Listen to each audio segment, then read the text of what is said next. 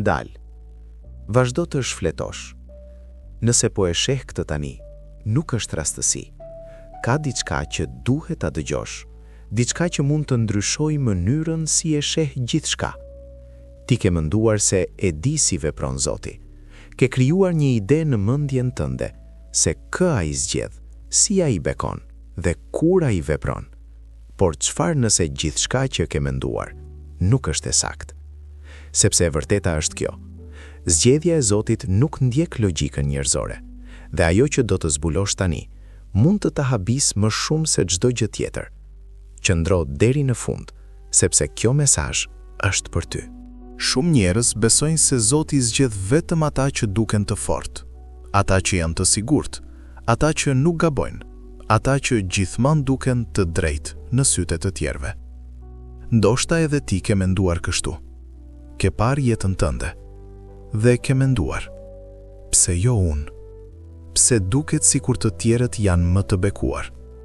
Por ajo që nuk kupton është se Zoti nuk shikon ato që shohin njerëzit. Ai nuk zgjedh sipas pamjes. Ai zgjedh sipas diçkaje më të thellë, që shumica nuk e kuptojnë. Zgjedhja e Zotit shpesh ndodh në heshtje, pa zhurmë, pa paralajmërim. Ndërsa të tjerët po kërkojnë vëmendje, ai shikon ata që janë e errësirë, ata që luftojnë në heshtje, ata që vazhdojnë edhe kur askush nuk i sheh. Sepse forca e vërtet nuk është ajo që shfaqet jashtë, është ajo që mbijeton brenda. Dhe ndoshta, pa e ditur, ai ka qenë duke të zgjedhur ty gjithë këtë kohë. Ti mund të pyesish, pse unë? Çfarë kam unë ndryshe? E vërteta është, nuk është për shkak të perfeksionit tënd, është për shkak të zemrës tënde. Sepse edhe kur ke qenë i lodhur, nuk je larguar plotësisht. Edhe kur ke dyshuar, diçka brenda teje ka vazhduar të besoj. Dhe kjo është ajo që Zoti sheh. Jo një njeri perfekt, por një shpirt që nuk dorëzohet. Ka një moment në jetën e çdo njeriu, kur gjithçka duket sikur po shembet. Ndoshta edhe ti e ke kaluar këtë. Një periudhë ku asgjë nuk funksionon siç duhet. Lutjet duken të kota. Forca fillon të zbehet dhe mendimet bëhen gjithnjë e më të rënda. Është ai moment kur ndihesh i braktisur, kur pyet veten në heshtje: Zot, ku je? Por ajo që nuk kupton është se ky moment nuk është fundi. Është fillimi i një transformimi të thellë, sepse para se Zoti të ngrer, ai shpesh të lejon të thyhesh. Jo për të shkatruar, por për të larguar gjithçka që nuk është e vërtet brenda teje. Maskat, iluzionet, forcën e veme që ke ndërtuar për të mbijetuar. Në atë thyerje, lind diçka e re, diçka më e pastër, më e fortë, më reale. Dhe ndoshta tani, pikërisht në këtë moment, ti je në mes të këtij procesi. Edhe pse duket si humbje, në të vërtet është përgatitje. Bota të mëson të vlerësosh pamjen, të dukesh i fortë, të dukesh i suksesshëm, të mos tregosh dobësi. Por Zoti nuk ndjek këto rregulla. Ai nuk impresionohet nga ajo që të tjerët shohin. Ai sheh atë që është e fshehur. Ai sheh kur ti lufton në heshtje, kur vazhdon edhe kur nuk ke më energji, kur buzuqesh për të tjerët, ndërsa brenda je duke u rrëzuar.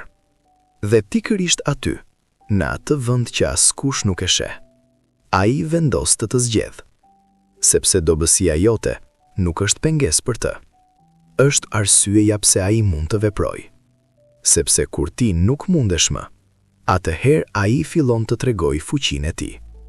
Dhe kjo është arsyeja pse zgjedhja e tij shpesh i habit të gjithë. Sepse ai zgjedh ata që bota i nënvlerëson. Ka prova që nuk ndodhin para syve të tjerëve.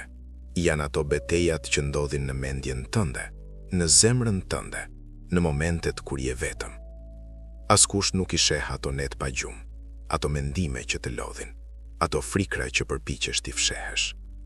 Por Zoti i sheh. Dhe më shumë se kaq, ai i përdor. Sepse çdo provë që kalon, po të formon, po të përgatit për diçka më të madhe. Edhe pse tani nuk e kupton, çdo gjë ka një qëllim. Çdo dhimbje ka një arsye, dhe çdo moment i vështirë është pjesë e një historie që ende nuk ka përfunduar.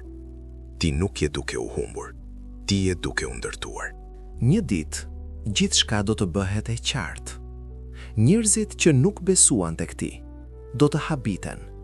Ata që të nënvlerësuan nuk do ta kuptojnë si ndodhi, sepse ndryshimi nuk do të vijë gradualisht, do të vijë papritur, si një derë që hapet në momentin më të papritur, si një mundësi që shfaqet kur nuk e pret. Dhe atëherë do të kuptosh se çdo gjë që ke kaluar nuk ishte rastësi, ishte përgatitje për këtë moment. Sepse zgjedhja e Zotit nuk ka nevojë për aprovimin e njerëzve. Kur ai vendos, gjithçka ndryshon, dhe ajo që po vjen do të jetë më e madhe se çdo gjë që ke imagjinuar. Tani, je përpara një zgjedhjeje. Jo një zgjedhje që e sheh me sy, por një zgjedhje që e ndjen brenda. Të vazhdosh të dyshosh, apo të fillosh të besosh. Sepse e vërteta është kjo. Edhe pa prova, diçka brenda teje të thot se kjo është reale. Se kjo mesazh nuk është thjesht një video tjetër. Është një thirrje, një kujtesë se ti nuk je vetëm, se dikush po punon në jetën tënde edhe kur ti nuk e sheh. Dhe ndoshta pikërisht tani është momenti për të ndaluar së luftuari vetëm, për të marrë frymë thellë dhe për të thënë: unë besoj edhe nëse nuk shoh ende. Sepse besimi nuk fillon kur gjithçka është e qartë. Ai fillon në mes të pasigurisë. Pas këtij momenti, do të fillosh të vëresh diçka ndryshe. Jo më njëherë në mënyrë të madhe, por në detaje të vogla.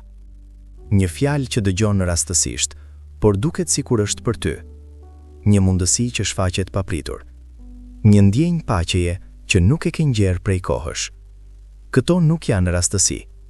Janë shenja. Janë mënyra se si Zoti të tregon se je në rrugën e duhur. Por duhet të jesh i vëmendshëm, sepse shumica i injorojnë këto shenja. Ata kërkojnë diçka të madhe dhe humbasin atë që është përpara tyre. Mos bëj të njëjtin gabim.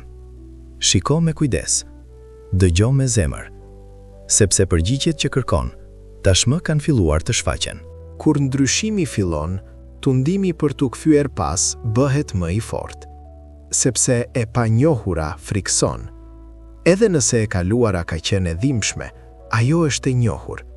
Por ti nuk je thirrur për t'u kthyer mbrapa. Ti je thirrur për të ecur përpara. Edhe nëse nuk i ke të gjitha përgjigjet, edhe nëse rruga duket e paqartë. Sepse ajo që të pret përpara është më e madhe se çdo gjë që ke lënë pas. Mos lejo frikën të të ndaloj. Mos lejo dyshimin të të kthej në vendin ku ke qenë. Ti nuk je ai person më. Ti ke ndryshuar. Dhe tani është koha ta provosh këtë. Ajo që po vjen nuk është e vogël. Është diçka që do të ndryshojë mënyrën si e sheh jetën tënde. Një mundësi, një hapje, një përgjigje që ke pritur për një kohë të gjatë. Dhe kur të ndodh, do të kuptosh pse gjithçka u vonua. Sepse nuk ishte vonesë, ishte përgatitje. Ishte momenti i duhur që ende nuk ishte ardhur. Por tani, po afrohet, më shpejt se sa mendon. Dhe kur ta shohësh, do ndjesh një paqe të thellë, sepse do ta dish se ishte për ty gjatë gjithë kohës. Nëse ke arritur deri këtu, nuk është rastësi. Ka një arsye pse kjo mesazh të gjeti. Dhe tani është momenti yt. Mbyll syt për një sekond, merr frymë thellë dhe dëgjoj këtë. Diçka e mirë po vjen drejt teje. Diçka që do të ndryshojë gjithçka. Por duhet ta pranosh. Duhet të jesh gati. Nëse e ndjen këtë në zemrën tënde, shkruaj: unë jam gati.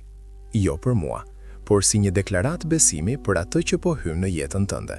Sepse nga sot, asgjë nuk do të jetë më si më parë.